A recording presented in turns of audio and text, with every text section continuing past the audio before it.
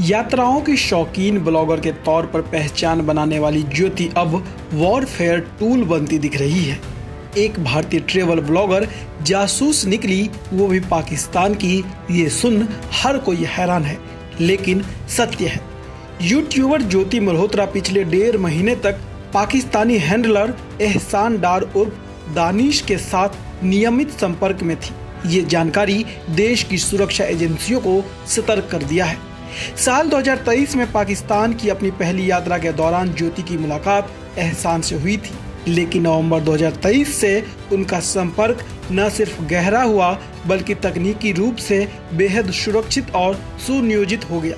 Police जांच के दौरान ये भी सामने आया कि वे मार्च 2025 तक लगातार एक दूसरे के संपर्क में थे। जांचकर्ताओं को शक है कि इस अवधि के दौरान उनका संपर्क भावनात्मक और व्यक्तिगत से ज्यादा रहा है। दोनों के बीच अहम सूचनाएं भी साझा हो रही थी।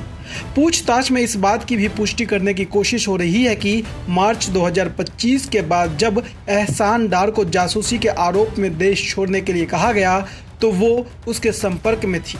जांच एजेंसियों की रिपोर्ट के मुताबिक ज्योति और एहसान के बीच बातचीत के लिए एनक्रिप्टेड मैसेजिंग ऐप जैसे सिग्नल, टेलीग्राम, टीआर नेटवर्क और वीपीएन का इस्तेमाल किया गया। इसके साथ ही क्लाउड शेयरिंग प्लेटफॉर्म्स और विदेशी सिम कार्डों के जरिए अपनी संदिग्ध गतिविधियों को छिपाया गया ताकि ट्रेस न हो सके।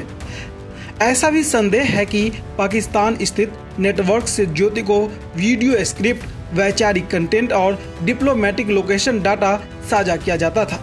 ये जानकारी न केवल भारत विरोधी नैरेटिव तैयार करने में मददगार थी, बल्कि हाइब्रिड वॉर की रणनीति का हिस्सा भी हो सकता है। पुलिस और सुरक्षा एजेंसियां उससे लगातार पूछताछ कर रही है। इसके अलावा कुछ और अहम सवाल है जो ज्योति से तलाशा जा रहा है। क्या उसकी साल 2023 की पाकिस्तान यात्रा वाकई आध्यात्मिक थी या पूर्व निर्धारित साजिश का हिस्सा? एहसान डार से उसका परिचय किसने और क्यों कराया? क्या उसे पाकिस्तान स्थित हैंडलर से वित्तीय या डिजिटल मदद मिली? पहलगाम हमले के बाद शूट किया गया वीडियो वास्तव में उसका खुद का विचार था या किसी हैंडलर की ब्रीफिंग?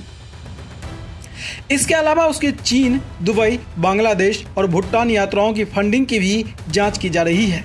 क्या इन यात्राओं का इस्तेमाल सूचना इकट्ठा करने, भावनात्मक जुड़ाव बढ़ाने या डिजिटल नैरेटिव फैलाने के लिए किया गया? ज्योति का अंतिम नोट जो उसकी गिरफ्तारी के कुछ घंटे पहले मिला बताता है कि वो वापसी की योजना बना रही थी। जांच के दौरान पुलिस को ज्योति की एक डायरी मिली है जिसमें वह अक्सर अपनी यात्राओं और भावनाओं को दर्ज करती थी। डायरी के 10 पन्नों में से 8 पन्ने अंग्रेजी में है, लेकिन 3 पेज हिंदी में है और उसमें पाकिस्तान का सीधा जिक्र किया गया है। गिरफ्तारी के बाद हरियाणा पुलिस उसे कुछ समय के लिए हिसार स्थित उसके घर लेकर पहुंची थी, जहां उसने परिजनों से मुलाकात नहीं की, लेकिन कुछ व्यक्तिगत वस्तुएं लेकर वापस चली गई।